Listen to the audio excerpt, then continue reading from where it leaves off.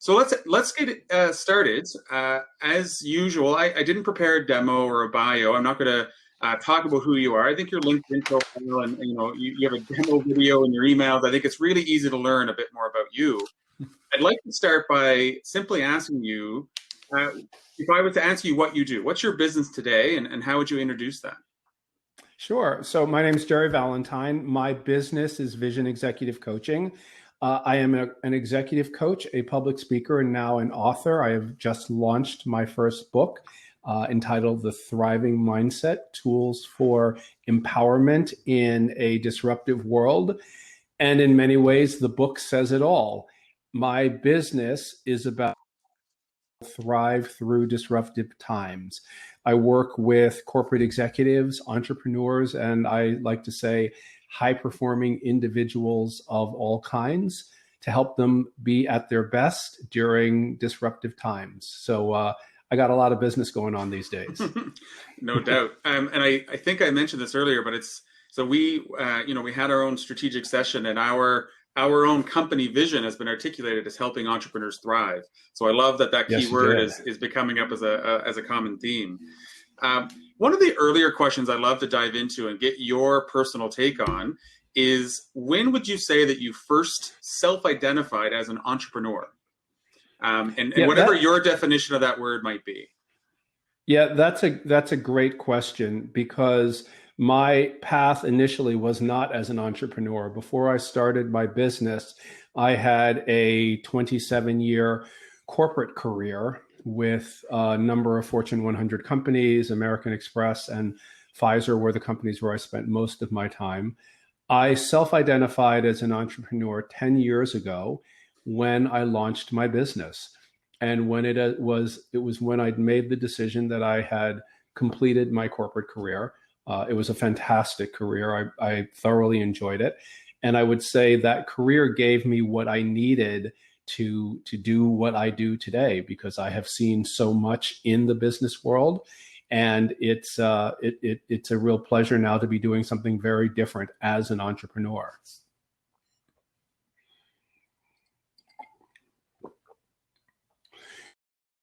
There, Levi. So it looks like Levi has left the table. I will up. He's back. Apologies, my internet or somebody's. That's okay. That's okay. I was about to take the stage, Levi. It's all right. I like a person who can take the stage. So let's. I didn't hear any of your answer about what. So all I got to was that the moment for you was 10 years ago. Wow. And okay, I didn't hear. Let me step back. So yeah, the moment became 10 years ago, when I decided that I had completed what was a really wonderful career. And I decided that I was ready for the next step, which was launching my own business. And interestingly, my husband and I had also made a geographic move at the time. We had left New York City, moved to Boulder, Colorado. We actually moved back to New York City because we decided that Boulder wasn't really what we wanted, but our businesses were what we wanted. And so I was in a fresh new place, really looking for what came next. People had talked to me for years during my corporate career about perhaps considering coaching as a career for me. I could never figure out why they were coming to me with that, because my undergraduate's actually in electrical and computer engineering, and then I have an MBA on top of that. So, very hard business skill kinds of areas. When I became a coach, and one of my first clients was actually someone who had worked for me when I was at Pfizer, then I realized, oh, this is why people have been talking to me about this. It's because I've actually been doing it all the time. It's the kind of leader I was. I just thought it was called being a good boss, but it turns out that's what coaches do. So it was a very, very natural transition for me from the standpoint of what I do for my clients. And so when you were making that adjustment, and you're gonna, you finished one full career, and you're looking at your own business or your own next steps, what were the first steps? How did you approach that, thinking about it as a business and a way to make income? What are the first things you did? So the first thing I did was think about, how do you get income? how do you get clients? And it's interesting because now I work with a lot of people who are very early in their business career looking for that first step to get new clients. For me, in my kind of business, the sales cycle has turned out to be something that's actually one of the most interesting parts of the business. I had never, through my corporate career, I had never spent time in sales. And if looking back on my corporate life, if there's one thing I could do differently, I would spend some time in sales. However, I kind of had to take it from a cold start. For me, I find that the way to get clients is to simply show up, be your authentic self, and have smart conversations. As my husband told me early on, I drink a lot of coffee because pre-COVID, I meet people for coffee all the time. Sometimes it's just a half an hour coffee conversation and I can tell them what they need to know. And that's great with me. Other times it works out into an extensive coaching engagement. But for me, it was first thinking about, okay, how do you get that first client? How do you get that second client? And I think the answer is, in my type of business, show up, be your authentic self, be smart, try to help people as best you can, and that will attract the clients that I should have. And one of the challenges, so I know a few people kind of, they're selling their own experience and their own expertise. How did you start out pricing yourself? And was that an evolution of learning, or did you know going in how you were going to approach pricing your time and valuing your experience? Yeah, there's actually two things you mentioned there that I want to delve into pricing, which I'll go do separate. But the first thing you said there that I want to adjust is selling your expertise. I actually do not think about it as selling my expertise. I think about it as solving my client's problem. And that's a fundamental difference, I think, for my type of business, but actually for everybody I work with who's in business. I quickly try to pivot entrepreneurs from the point of selling your expertise, because that's really about you. Solving the client's problem, totally different headset. And I think you come to conversations very differently and you show up very differently for your clients if you're solving your client's problem rather than selling your expertise, which I think goes into pricing. Because then the question becomes not how much do I want to make, but how much is it worth to my client to have this problem solved? And that's been an evolutionary process, as you mentioned, for me. I will say that in my first few clients, I probably priced quite low, which I was fine with because I was fortunate because of the career I came from. I had the financial wherewithal to put a year into this business before I really started looking to make the salary I wanted to make. The revenue grew faster than I was expecting. And for me, I have a good sense of what other coaches charge because I've spoken to others in my industry. For coaching, there is a wide range. You can get people who will start at zero because they're really starting out. For the type of experience I have and for the type of client I work with, I quickly got a sense of what that sells for. Because I come with so much corporate experience, it tends to be on the upper end of what coaches charge. There are some clients I've worked with, very small number on a sliding scale basis, particularly early on in my practice. But it was really market intelligence, knowing what others charge, and more importantly, keeping a keen eye on what is it worth to my client to have the problem solved. It's that value proposition. Does that make sense? No, it totally does. Sorry, it's got me thinking. That's one of the dangers is I get into the thought pattern and I'm thinking. So I'll make no. You mentioned the word practice, and that brings back. We had a bit of a pre-call earlier, and I'm a big believer in before we work with a client of understanding what their goals are, so that we can measure what we're trying to accomplish. And your frame of the word practice versus business has resonated with me since our earlier conversation. Oh, I was wondering if you can talk a little bit about the way you see the two and what your goals are with your activities as a coach. Yeah, exactly. So Levi, first off, I will say I am in the business of articulating thoughts that resonate with people after we speak. So that makes me happy to hear that that happened. I do draw a very strong or very bright line, I would say, between the concept of building a business and running a practice. I run a practice. Building a business, I think, is about building an entity that has value beyond you as an individual. So when you're building a business, you could think about it in theory as building something that you will sell in time.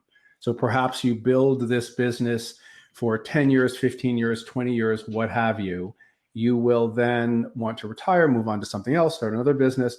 There's equity in that business beyond you. So you might sell the business. A practice, in my vernacular, I see it as having yourself at the center. So I am at the center of my practice. My expertise, my background, my experience is what I'm selling. So there actually isn't equity in my practice beyond me. Because it is me, there is nothing that I would sell. Once I'm gone, there isn't anything. I have certain tools. I've just written a book. Now you could argue that has equity, but I'm the one who's really driving it. And that's intentional. For me, this is the final stage of my career. So I will do this, 10, 15 years more. If you listen to my husband, I'm never going to stop working. So, who knows, maybe this thing is going to go on forever. But my intention is to work with great people to help them be successful. I have strong feelings about the type of people we need to build in the world today. I think there is a tremendous shortage of people who are able to thrive through disruption. Not only do I think that is a problem in business, both large and small, I think that is a problem in society as a whole. I think some of our biggest problems as I'm in the United States, as a nation or as a human species, is our inability to thrive through disruptive times. So I intend to work at that for the rest of the time that I am working. So I'd love to talk a little bit about some of especially the key messages and learnings in the book you just wrote, because that's a big effort that's culminated just recently. Mm-hmm. I'd love to start by asking what you explain the problem you're trying to solve, like the disruption you're seeing and the lack of preparation. I'd love to hear why you wrote the book and what you saw before writing. Right. So thank you for asking me that. So that is great. The book is a culmination, I would say, of my life journey. So it's more than just a business book. I originally envisioned it as a business book about how you deal with disruption, but the reason in writing the book, I had to get at why I'm interested in this topic to begin with, and the truth is it's about me. My life journey is about overcoming adversity and disruption. So I've told you about my pedigree, long business degree career. I also have an undergrad from Cornell University and an MBA from NYU, but those accomplishments don't really speak to where I came from. I grew up in New York City in the 1970s as the son of a single mother in actually a very poor household. We often did without things like heat or electricity, and it was because despite how hard my mother worked, she worked 10, 12 hours, sometimes 16-hour days were the norm for her. But sometimes she had to make a choice between paying those bills and feeding us.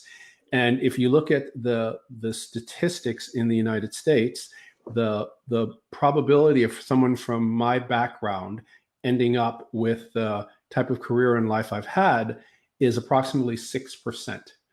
So it's really, really low. And we've got an enormous number of societal problems we have to address for that to change. And that does need to change. During my corporate career, I realized that the things that had allowed me to overcome that type of adversity and disruption in my personal life also made me more successful in the office because, quite frankly, though I worked in really, really, really tough environments, whatever they threw at me was not nearly as bad as what I had dealt with in my early life. Because by that time, no matter what happened to the office, I was always going home to a place that was warm, with electricity, that was reasonably safe. So, it was nothing in comparison to what I'd been through.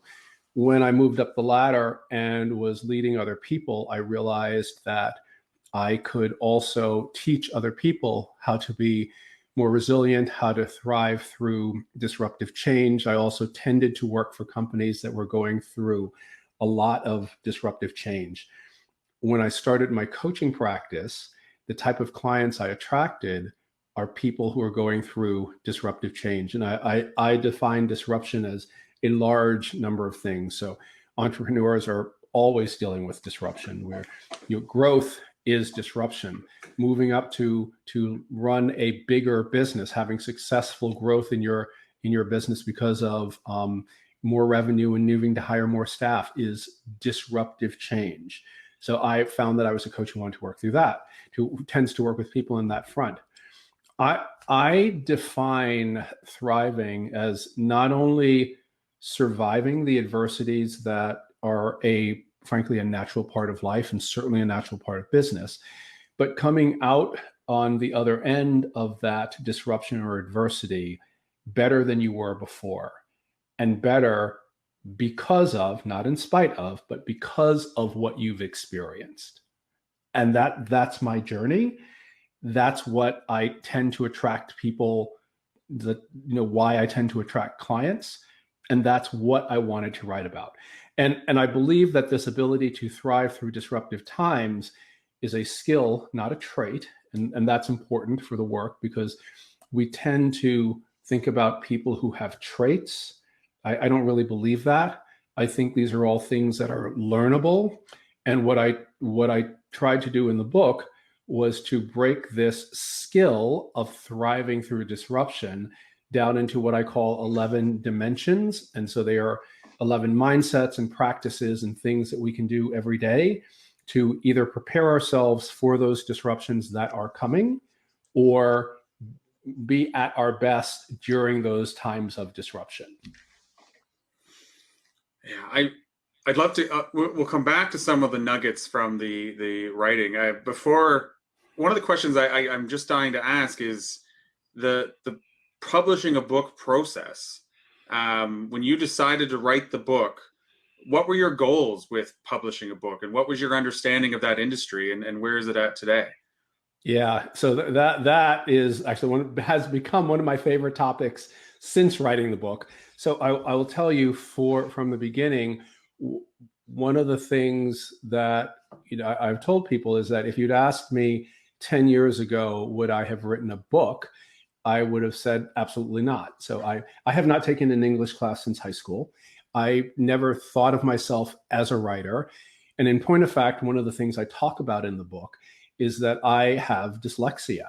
And the way it manifests in me is that my reading speed is actually slower than the average person's reading speed, kind of significantly so. But more important than that, I'm a terrible speller. Like, I have tremendous problems with spelling. And because of the way the condition works, I will misspell the same word differently in the same paragraph and be completely unaware of it. Like, I could look at it all day. Form, from, perfect example for me. Look at it all day, won't be able to find the typo. So all kinds of impediments that made me think that I would not be a good writer, and certainly I could not write a book. What I learned during this writing process, which has been about a 10 years journey, I started out writing blog posts for my business because I learned that people in my business tend to write blog posts. At first, I was extremely resistant to the idea, but I wanted the business to work. So, fine, we do what we need to do. I learned to, I hired a writing coach. I learned, okay, this is what a blog post is. This is how long it should be. And during the process, I realized, you know what? I kind of don't hate this writing thing. You know what? I actually kind of like this writing thing. what is this all about? So one of the things I learned along the process is what writing really is. So writing is not about perfect spelling, grammar, or punctuation, none of which I have. The writing is about what I call trading in the currency of ideas. Writing is about, at first, actually having good ideas, actually having ideas that are worth sharing. And then second, articulating those ideas clearly such that other people can understand them. I heard a great quote. I cannot remember who it's from. It's from a renowned writer, and he or she said, "Good writing is writing that other people want to read." Like that. That's it. That's all. That's all it is. It's good writing. It's writing that other people want to read. So this process of writing a book, I think, is extraordinary. I now believe that everybody should write a book. I personally, now that I understand what writing is, understand how much I enjoy it. Although it's hard. Hard doesn't mean, enjoying doesn't mean easy. Sitting in this room writing sometimes is actually quite difficult, but it's worthwhile. I enjoy that process of what I call interrogating your ideas. And one of the things I learned while writing the book is that, and I've learned this while writing articles as well. I've now had my articles published in some major publications. I'm hoping to publish in more. I've published in Forbes and a few others that you might or might not have heard of. I've realized there's sometimes when I've sat to write a chapter of the book or was sitting working on a particular blog article, and it just wasn't coming. It just wasn't coming, and it wasn't like the writer's block that people talk about, or maybe it is. What I've learned is that sometimes when you're trying to write about something and the idea doesn't come, that means you don't understand the idea well enough yet. So that means that you actually need to put that idea aside, research it more, live more, think about it more. And because the signal, the fact that you cannot write about it is a signal that you really haven't done your thinking yet. So coming back to the point that writing is really about thinking and about having good ideas. And I love that. And then I am a natural communicator. Public speaking is part of my business. My husband says, I've never met a mic and stage I didn't love. And the notion of communicating your ideas to a large audience is particularly exciting to me. So I will be doing that for the rest of my life. You asked about the publishing industry. So without meaning offense to anyone, I think that, I believe the traditional publishing industry is a dinosaur. I think it's one of those examples of disruption that, we see around us. Traditionally, the way it worked was you developed a book proposal and you took it to a publisher who was the gatekeeper and the arbiter of what is good and what ought to be published. Well, thanks to technology, we don't have to live like that anymore. Anyone can publish a book, and it is not up to any entity to deem whether that book is worthy of being shared with the world, because we now have technology at our fingertips that allows, through various methods, your ideas to be shared with the world. So you are the arbiter of how good your ideas are, and it is up to you. You are now empowered to do the work, and I will underline work, to make sure that your ideas are actually good and are well articulated. So I think that when we talk about disruption, and I did actually work for a small publisher in marketing at one point in my corporate career, and it was quite some time ago, as well before audiobooks. And I remember having a really uncomfortable conversation with a very old school editor at one point about this notion of electronic books, and she was actually quite put off by the notion.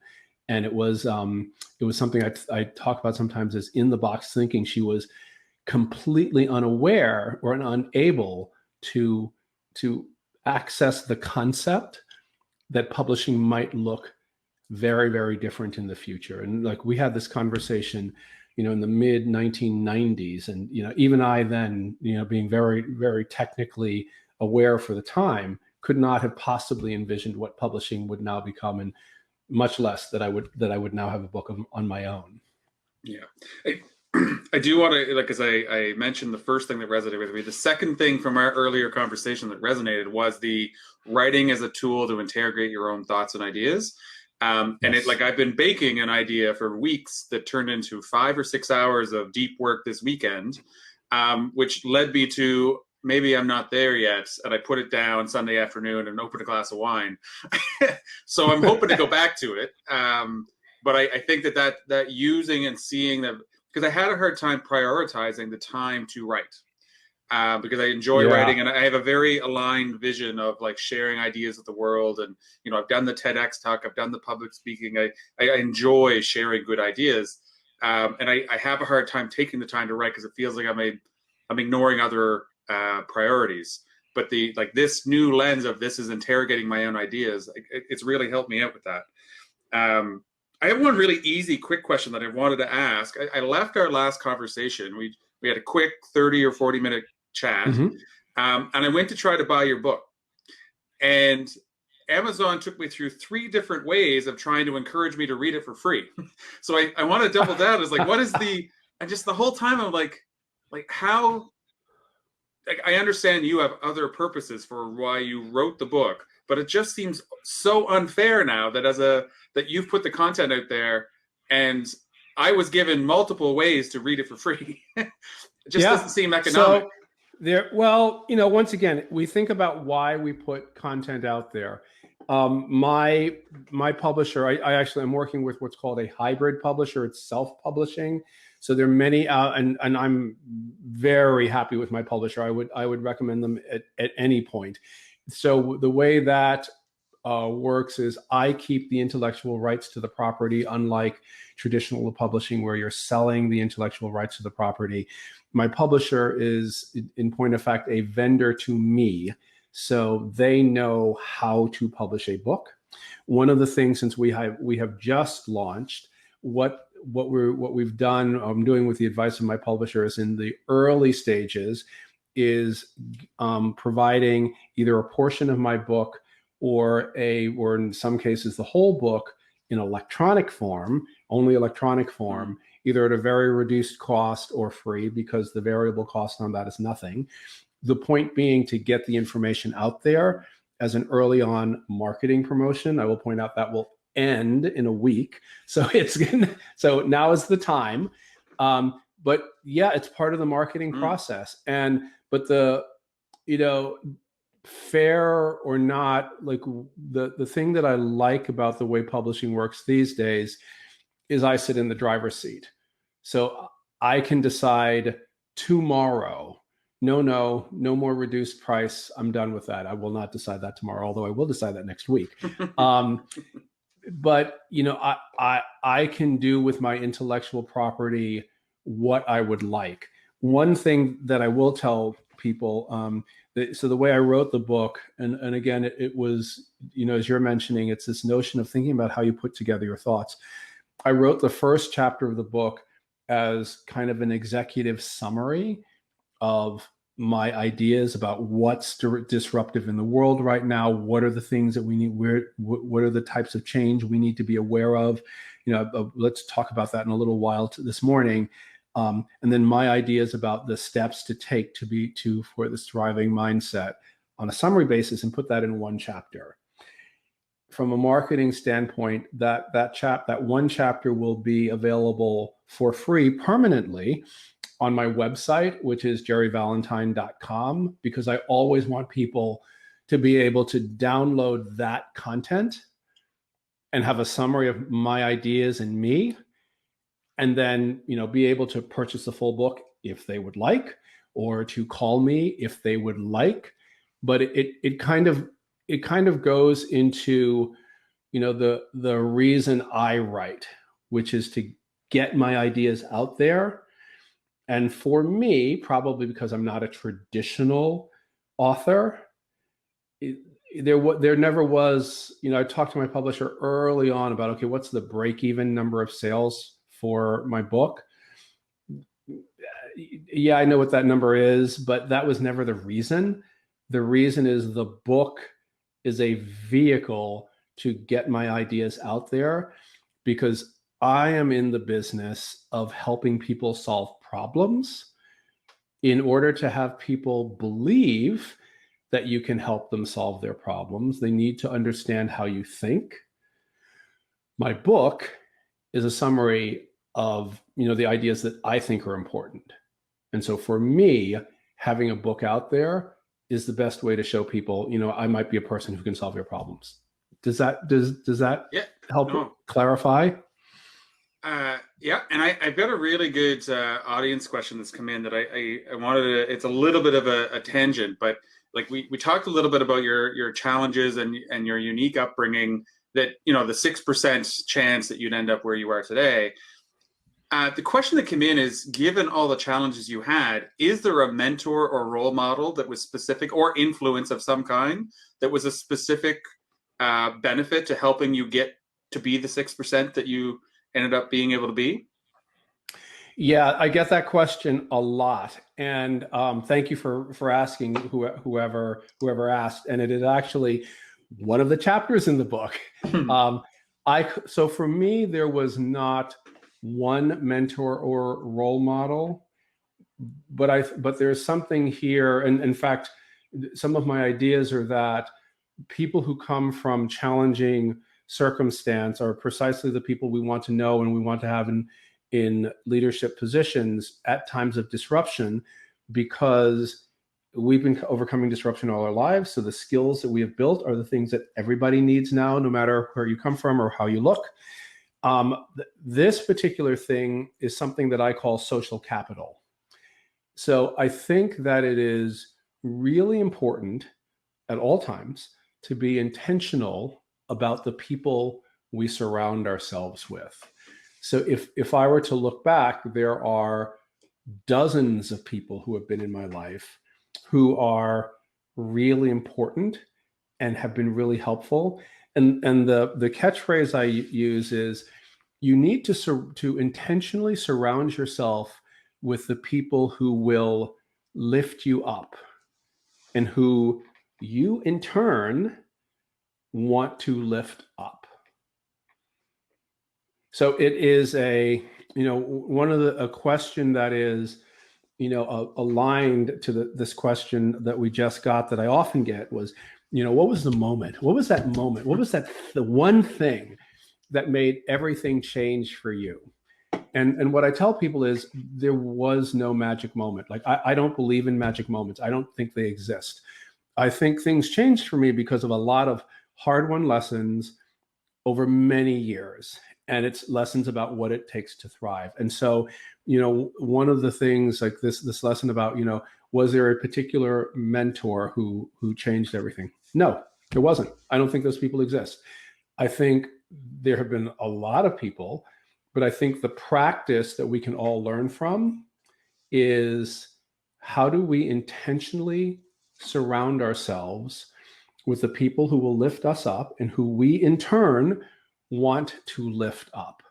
So I think it's about being and it's not about judging good people versus bad people, because I don't believe in that either.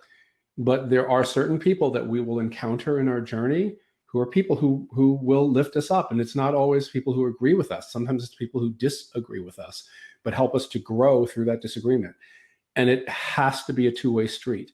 It also has to be people that you in turn want to uplift and bring along with you. It's a really neat point to add, because I've heard a lot of different people in a lot of different ways articulate the circle of five, hang out with the eagles and not the buzzards. But the idea that it's also somebody that you in turn would like to lift up is kind of a neat way. Because I've had this conversation with my wife actually about, I want to spend more time with people who challenge me and bring me up and lift me to a next level. And then some of the people I'm like, what about this person? She's like, but we wouldn't actually like them. Or we're like, we don't want to. Yeah, that's not going to work. So no, right. It is good insight. It's a good way to articulate that extra level of a filter. Yeah, it needs to be a symbiotic relationship. It really, really does. So otherwise, when you are, the other way to look at it is like, so when you are only looking to be with the people that you are expecting to get something out of, but there is no way that you're going to return it. Like, why should they spend time with you? Like really, like if you're here purely as a taker, like, And why it should they do also that? talks to like your intention is to have values alignment, which I think is really, really healthy way to, yeah. Exactly. You don't have to have agreement. Values align. In fact, disagreement's really healthy, but values alignment is quite different. Yeah. Values alignment's really important.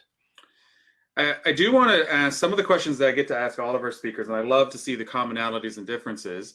The first one is, like, since you started charting your own path, entrepreneur, driving your own income, making your own decisions, what would you say, or what, more than one if you want, is the most exciting thing for you to date? The most exciting moment you've had as an entrepreneur? Wow. Okay. So that's a hard, of all the questions you've asked me, that is the hardest question because there have been so many. I would, let me describe the type of moment. The type of moment is about growth when I'm doing something that I have never done before. So I could say that, recently publishing this book, launching this book, has been one of the most exciting moments because, I'm doing what I love. I'm bringing ideas forward. I could look back and say, I too have done a TED Talk. I did TEDx Boulder several years ago. I could have said, like, that was the exciting moment because I was doing something that was really remarkable and that was a real stretch goal that, I'd identified it. Okay, that's something I want to do. About 2 years, I, managed to do what was necessary to land that talk. So that was great. But there will be more. There were exciting moments that followed that. There are going to be exciting moments beyond this book. So for me, as an entrepreneur, the most exciting moments, and it's about, I think the reason I'm in my business are things that are real growth for me that I have never done before. And they're usually terrifying, at least to a certain extent. I will say that launching the book, in addition to being fantastic, was also terrifying because then you're out there, like, you pushed, publish, isn't metaphorically. There was no button I pushed, but I gave the okay to publish. I did an email blast. I put it up on Amazon. It's like, wow, okay, it's out there now. There's no pulling it back. Now you're letting everybody else interrogate your ideas. Now I'm letting everybody else interrogate my ideas. That's terrifying. But those are also the great moments. Those are the moments where, you're out there, you're seen, your ideas are out there. You've done something that you've never done before. So for me on this path, those are the exciting moments. I love the answers to that question. And one of the reasons is a lot of people apply a lot of labels to entrepreneurs, entrepreneurship. And one of the reasons for this conversation is I like to take people off the pedestal and let's have a little bit more holistic and comprehensive talk of what it is and the many things it can be to be an entrepreneur. Specifically with this question is that everybody talks about the roller coaster, the ups and downs of being an entrepreneur. And almost everybody who's not an entrepreneur thinks about that almost exclusively in financial terms, that you are cash flow problems and running out of money, or you're, really making lots of money. And the roller coaster has so many more dimensions to it that this question has allowed us. Yeah, there's a lot of other characters and dimensions to that roller coaster, which I find really fascinating to explore. I do have a counterpart to that question, though, and I try to give you some forewarning. I really strongly believe that no entrepreneur or person has it all together. But a lot of people see entrepreneurs, especially if you're successful and you get good branding and you got a good business presence online, they just don't see that you make everyday mistakes. And so if I was to ask you, since you started charting your own path, and you're looking back, any mistakes that you're just like cringe, think, I can't believe I did that. That seems so silly now looking back. Anything that you'd shared, past mistakes you made? So the first thing I would tell you that maybe you want to put into this is, I think as an entrepreneur, you make everyday mistakes every day. like my calendar today, there's all kinds of stuff about, oh God, I got to do that. Oh, I can't believe I didn't do that. The Well, the thing, I guess so I will tell you about the thing that I did that I have advised so many people to never do. Because for me, it worked out just fine for me, but I do look back and go, oh my God, I would never tell anybody to do that. And in fact, I've probably told 100 people not to do that. I did a cold start on my business with nothing. I had left my corporate job. I hung up my shingle. I did my business card. I did my website. No other sources of income. Boom. Here I am. Now the backstory behind that is when I left my corporate job at Pfizer, my husband and I had, we also did a geographic move, literally 2/3 of the way across the country. We had been planning it for years. I had planned a 2-year job search because I was going to a new area where I knew no one. Corporate jobs do not grow on trees. So we don't have children. So like financially, I had planned I will be looking for a job for at least 2 years, maybe 3. So that I'd socked away the money to support that. Instead of looking for a job, I started a business. So I quickly made the decision, like, you know what? I actually don't want another job. I want to start my own business. That said, I have told many people, especially getting into the kind of business I am, never do a cold start. Do not do a cold start because it's terrifying. Like and there were many sleepless nights about, oh my God, what have I done? What have I done? What makes me think I can do this? And I think that when I had the financial backing to do that. I was, very fortunate that I was able to come into a business in that way. But I think never do a cold start. Find a way to pilot your business while you're still working. Find a way, if you can, to ramp up your business slowly until you get to the point where you're ready to make that change. Suppose you start this business that you have been envisioning for years and you don't like it. Suppose, fortunately, none of those things happen, but suppose it doesn't work. Suppose you don't like it. What about even if it does work, what about all those sleepless nights when you're going to wonder, oh my God, what have I done? So I would say my quote mistake, it worked out well. I'm now entering my 11th year, so my business is stable. I'm very happy with it. This is the happiest part of my career today. But don't do it the way I did it. Don't do that. It's really, really unsettling. And I had probably the best possible outcome, and it's a really scary ride. Yeah, no doubt. Yeah, definitely. Even if it's not it's not just the economics can make it scarier or scarier in a different way if you didn't have the financial wherewithal. But the putting yourself out there, like nobody likes rejection. Nobody likes to fail. Yeah, I totally get it. I know I started my first business very much pilot and small trials, and then this one started out as me doing small consulting contracts. Do I have ideas to share? And then eventually you're like, all right, now let's go to the next stage for sure. Exactly. This is one of those stories. When I tell clients that story, I get to say, this is where I tell you to do what I say, not what I do, and what I did.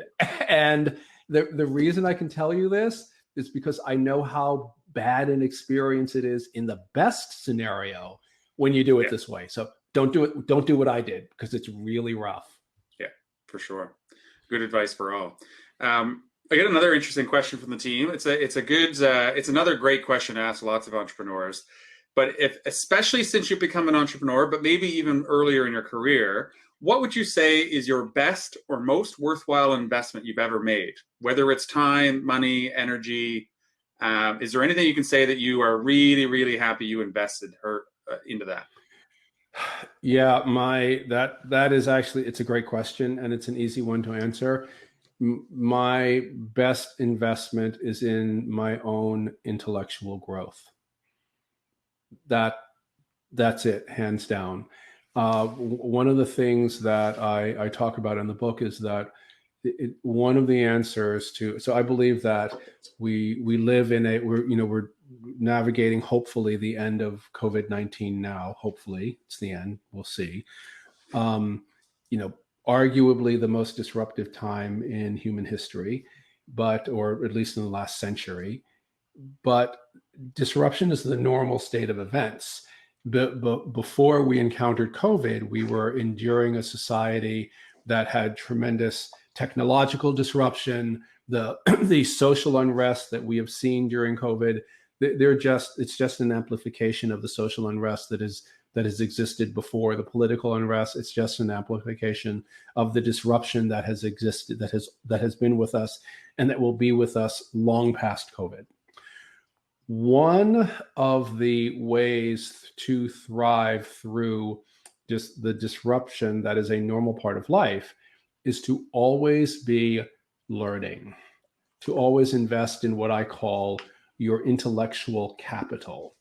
So we used to believe that an education was something that you got or invested in the first 18 to 25 years of life.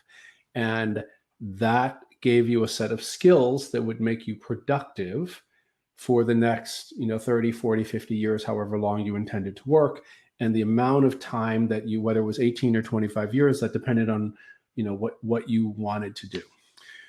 That model is no longer realistic. There is no way that 18 to 25 years of training is going to prepare you for a world that is constantly in flux and constantly in change. So my best investment in both time and money has been continuous investment in my intellectual capital. So it was, the time I spent getting my degrees, well worth it. Education, that I call that foundational education, critically important. And we need to do something to reduce the cost of that, certainly here in the United States, but that does not devalue the value of an education. Then after that, you need to keep layering on. So the most recent part of that investment was in investing in a writing coach, investing in what it took to learn how to write a book. That was learning. That was further investment in intellectual capital. There's going to be more. The most important investment. We're the choir for sure on this one. It's part of our hiring processes, and we do the Clifton Strengths Finder, and we specifically pull out continuous learning and improvement as key team strengths. So totally, I think it's absolutely. I really only have one main question left, and then I'd like to make sure that there's anything else that we haven't covered that you'd like to cover. We've had a number of conversations in the past with different entrepreneurs, and usually when they've come to a point where they're achieving their goals, but they had a really hard time getting there, and they had a path full of their own disruption and delays and false starts. And a question we often ask is, if you went back and talked to yourself at the outset of your journey, is there anything you would have told yourself that would have given you a better chance or a better experience going through what you went through? And the clear answer that's come up again and again is, I wish I had hired a coach earlier. I wish I had made that investment and not spent 2 years, 5 years, 8 years delaying that investment in myself. And so because I'm talking to a coach, and I'm not really trying to, sell your services necessarily. Now you have a coach to talk to. But what I'd like to know is, one of the barriers wasn't just the decision, but was selecting and finding a coach. Because that is not I don't look in the yellow pages, which I assume still exist. But how would you suggest, as bite-size help an entrepreneur out, should they go about in the early stages of trying to find the right coach for their needs? Yeah, so I'm going to say 3 things. So the analogy to the yellow pages now is Google, right? So you could Google business coach. Don't do that. Definitely don't do that, because that's not the right way. The thing I would say is, first, leverage your social capital, right? So this is about surrounding yourself with people who will lift you up, right? So reach out to your network, tell your network, I'm looking for a coach. Have you worked with anybody who you would recommend or has found helpful, or does anyone in your network know? So use that social capital, make those connections to find people who can give you advice to lift you up. The second thing is, when you get those names, do not hire the first coach who comes your way. Interview. Most coaches will do one complimentary session and talk to 2, 3, maybe as many as 5 coaches, and just feel that relationship. You will know when it's right. So I often, like, when I speak to clients, I tell them that I see our relationship as similar to the relationship between an elite athlete and their coach. So I'm an endurance athlete. I'm a runner. I've been a runner for a long time. So I mean that type of coach. So the relationship is such that the athlete brings the talent to the relationship, and then the coach brings the expertise that allows that athlete to express his or her talent in the way they want to achieve their goals. I see executive or business coaching as analogous. So I tell my clients, I will never be the expert in your business as you are. And that is not our job here. My job is to help you express your talent in the way that's going to achieve your goals. So when you interview coaches, you want that person where you feel that simpatico with, and really be aware of that. I often tell, so when people come to me, I will often tell them, listen, I want you to talk to 2 or 3 other coaches, because you need to know. And the way I say it is, there are lots and lots and lots of different types of coaches out there. And that's a good thing, because there are lots and lots and lots of different kinds of clients out there. So you need that coach where you're really going to feel it. And the third thing I will tell you is, it may not be someone who is like you. It may be, but it may not be. I've had a few coaches during my career, a couple while I was in corporate, and then a couple that I've hired on my own dime, because coaches often have coaches themselves, and I have one now. And it sometimes they have been coaches who were very much like me, but usually not. And I will tell you, my first coach that I had many years ago when I was in corporate, we were complete opposites. I will never forget. Her name is Karen. Like, she's very creative, and like, she literally flowed into my office with, like, tie-dye blowing in the breeze, like big noisy jewelry. And I'm like, whoa, like, who are you? Like, where did you come from? How'd you get past security? And she was perfect. She was just what I needed, because at that time, I needed someone to connect me with more of the emotional needs of my job. She was perfect. And we were opposites. Yeah. No, I love that mix. No, that's very helpful. Lots of transferable and easy to follow advice. And I hope that more people engage earlier, because that seems to be very common. As I wish that I had made that personal investment earlier, because it's intellectual. It's an intellectual capital investment. I mean, I see coaching as very much an intellectual capital investment. It's not a hard skill. It's a soft skill, but we're also in a world where I believe soft skills are very important skills. Well, it's about, or in my mind, it's about trying to get people's head around different types of ROI for the dollars they put into themselves in the business. And you need to be able to find a way to measure those less tangible ROIs, especially before, you get the turnaround that you're looking for. If I can squeeze one more thing in there, because you made me think about it. So there's something that a consultant told me, and I can't remember if I told you this a long time ago. When you're consulting, and I think this is true for many types of businesses, you need to think of yourself as a fine instrument, like a Stradivarius, and you are using yourself to make beautiful music, and the beautiful music is the product of your business. Well, if you do not care for that instrument, there will be no beautiful music. And certainly if you abuse that instrument, there will be no beautiful music. And so the way I help people wrap their heads around that quote hard ROI figure is to kind of step back and think about, wait a minute, like you are running this business. If you do not give yourself what you need to prosper and thrive, there's ultimately going to be no business. Mm-hmm. Yeah. It makes so much sense when you hear it aloud, but I find I'm having this conversation with people more and more often. So at least they're having the conversation. Yeah, have the conversation. That's it. That's it exactly. So I feel like we could continue to talk. We have a lot of alignment, a lot of different ideas, and I love hearing some of the ways you're articulating them.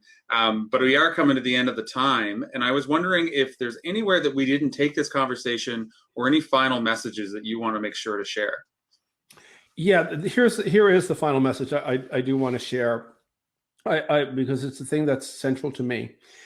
I really want to focus people on this notion of disruptive times and how important it is to prepare ourselves to take on these disruptive times.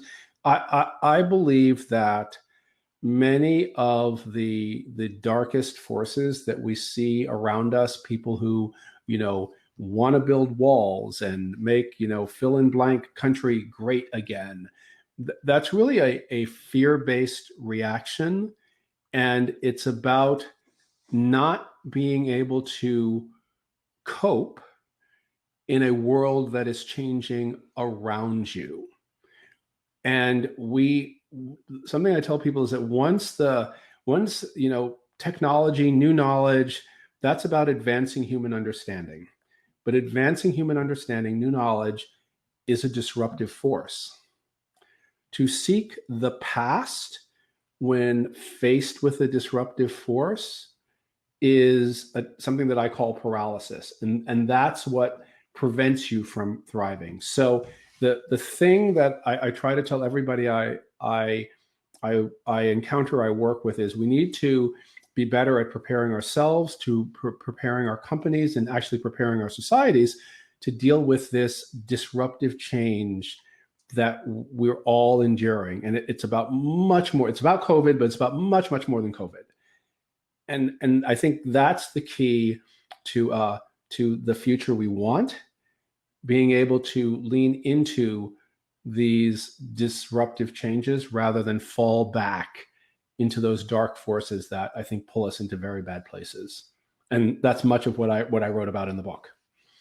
Yeah, I look forward to looking at it much closer. Already I've mentioned a few different resonating thoughts, and I love, a lot of people tell me what good partners or good collaborators are, and I think it's that values alignment and the complementary skills and ideas. And I love that seems to be a very clear win here. So I'm looking forward to staying in touch and following where you go, especially as your book gets new readers. Really, thank you. So I'm going to call this to an end now, and I'm sure we can all continue the conversations, and I'm sure everybody can connect with you and continue conversations. All of the links will be posted with the contents. They can make it. We're going to make it really easy to be able to follow up with you. So thank you very much for your time, and I enjoyed this quite a bit. Thank you. It's been a pleasure. Thank you for having me.